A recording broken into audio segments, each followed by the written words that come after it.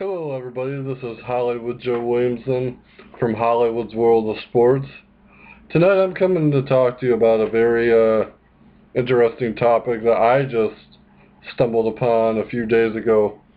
As we all know, Mick Foley is being inducted into the WWE Hall of Fame this year at Madison Square Garden, which I think is really cool since he used to hitchhike there all the time.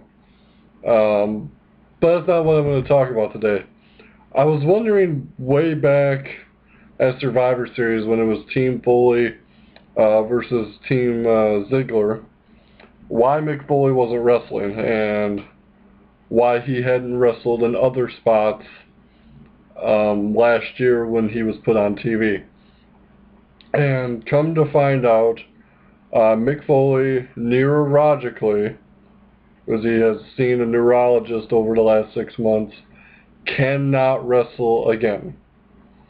And do I think that's a sad thing? Yes, I do think it's a sad thing, because Mick Foley is one of the best entertainers, in-ring performers that not just the WWE has ever seen, but in pro wrestling history.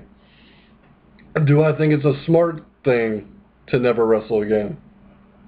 Yes, I do. I really applaud Mick Foley of being responsible. He's being responsible with his health, responsible for his well-being, putting himself and his family first above the business and above making money.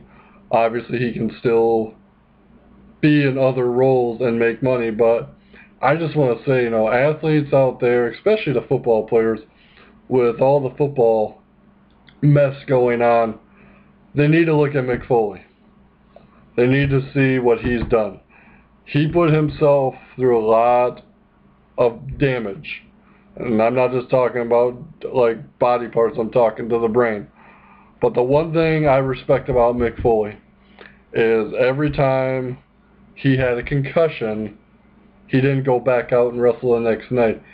He took 2 to 3 weeks to come back. They still kept him on air with other roles, but Mick Foley was very responsible in that regard, and I respect Mick Foley for that, because a lot of football players, and it's been well documented now, that they will not tell a coach or a medical staff person on the team that they have a concussion or are having concussion-like symptoms.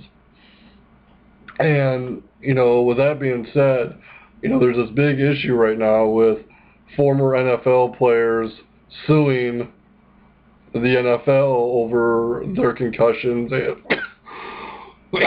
excuse me, over possible brain damage issues. And here's what I say to that. I don't think that former NFL players should be suing anybody, because number one, back then we didn't know much about concussions.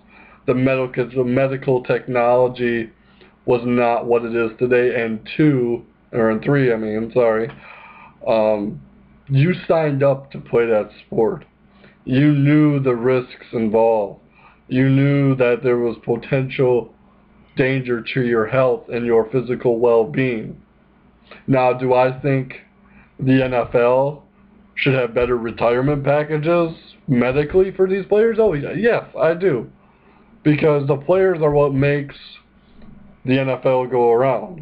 Without the players, you obviously have no league. So do I think they should be better compensated when they retire? Yes.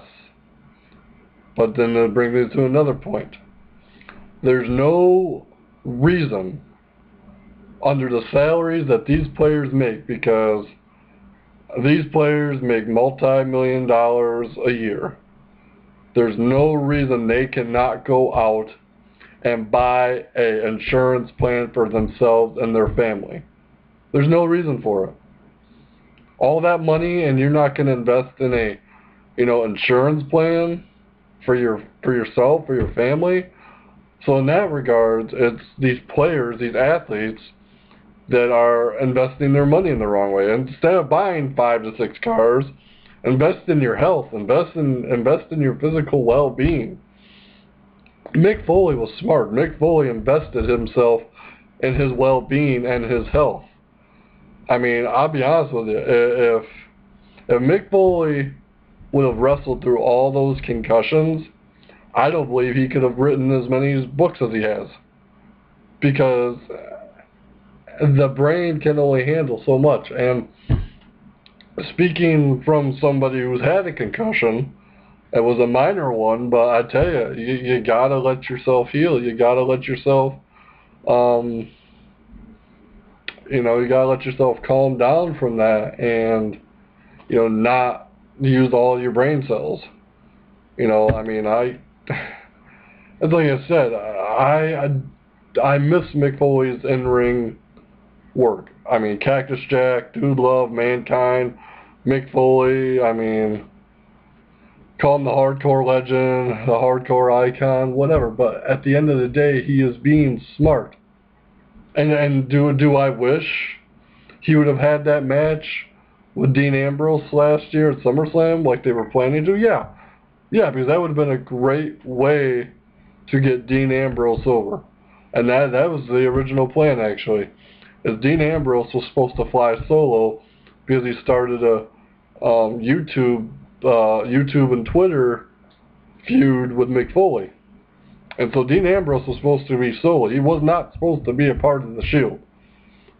But if you look at it from a bigger picture, Mick Foley taking care of his health allowed Dean Ambrose to be a part of something bigger in the Shield. It's like I said, athletes, how do I want to word this? Do I feel that the owners of the NFL, NBA, Major League Baseball, NHL, whatever it may be, do I feel that the owners have a responsibility to protect their players' health? Yes, I do. I 100% agree that they do. But in the end, it is the individual that needs to be held accountable for their own well-being, for their own health, for their own good physical standing. I can't reach out to you and hold your hand and force you to go get checked by a medical doctor. I can't force you to do that. That has to be up to the individual. And it's just like last year, this past NASCAR season during the chase. Dale Jr. wrecked at Talladega and suffered a second concussion within a matter of 3 to 4 weeks. Dale Jr. sat out 2 races, cost himself the championship. I think he finished dead last in the chase, which I think was 12th place. But here's the thing. Dale Jr. was protecting his physical well-being and his health in the long run. And sure, yeah, he didn't win the championship. He didn't do as well in the chase as everyone expected him to do. But there's always tomorrow now for Dale Jr. He has this 2013 to look forward to. And I, for one, as a NASCAR fan and as a Dale Jr. fan, think he's going to do great again. I think he is going to have another phenomenal year. But he protected himself. He protected himself and he gave himself a future. And that's what these athletes need to do. They need to address the problem when it happens, not after it happens, not continuing the problem while it happens. Right when it happens, it needs to be addressed. And I think, and I know this is a touchy subject for a lot of people, if Chris Benoit would have addressed his concussions, and I'll just say, people can say steroids, people can say roid rage, drugs, all this other crap, but it comes down to the fact that Chris Benoit had multiple concussions. Chris Benoit did not address those concussions. He worked through them. And 5.5 years later, Chris Benoit is not with us. His brain just completely went psycho, and that's really the terminology you have to use there. He went psycho because of the brain damage. You know, steroids, yeah, maybe steroids had a teeny tiny factor in it.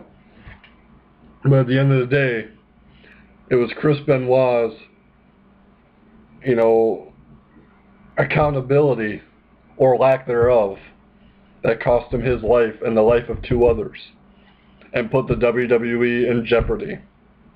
Because let's face it, WWE was under a lot of fire from the media at the time. But now look at what they do. You suffer concussion, you ain't coming back till you pass a concussion test. And that's the way it should have been done all along. Even our lovely President Obama, as much as I hate how he sticks his nose into sports, even he feels that the NFL needs to address these health issues. Because there's a lot of people predicting in 30 years from now that the NFL won't be around because their lack of not addressing the health issues. You know, you can still hit somebody hard in the game without hitting them in the head. You know, you can still have hard hits and pound the shit out of a quarterback or a running back or a wide receiver without hitting them in the head. And that's what I think these players need to understand. They think, oh, well, the only hits that people care about are the ones when you get hit to the head and flatlined. No, you can be a hard-hitting linebacker or defensive lineman and not hit somebody in the head. It's common sense. Why would you hit somebody in the head anyways? You're gonna be hitting their head on theirs.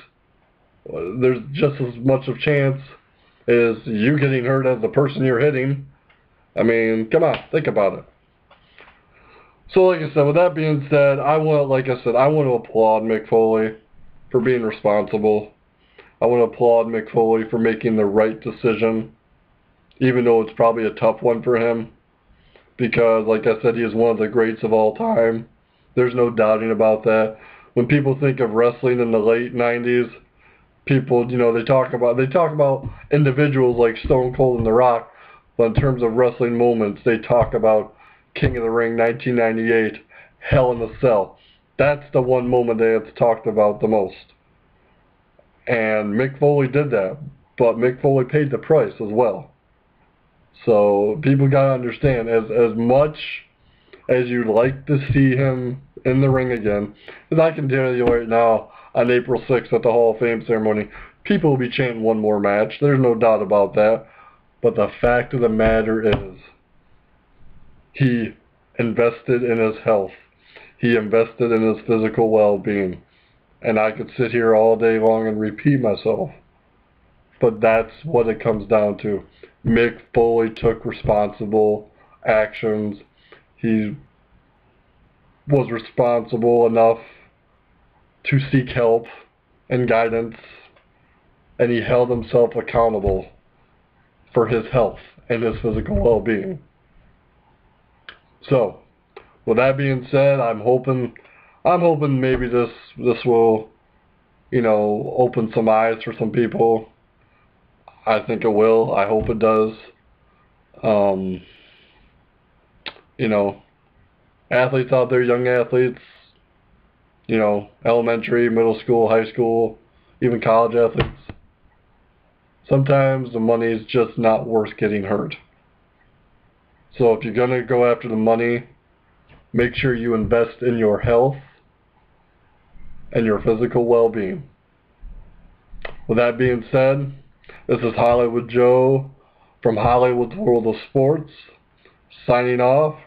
Remember, it's your source for all things sports.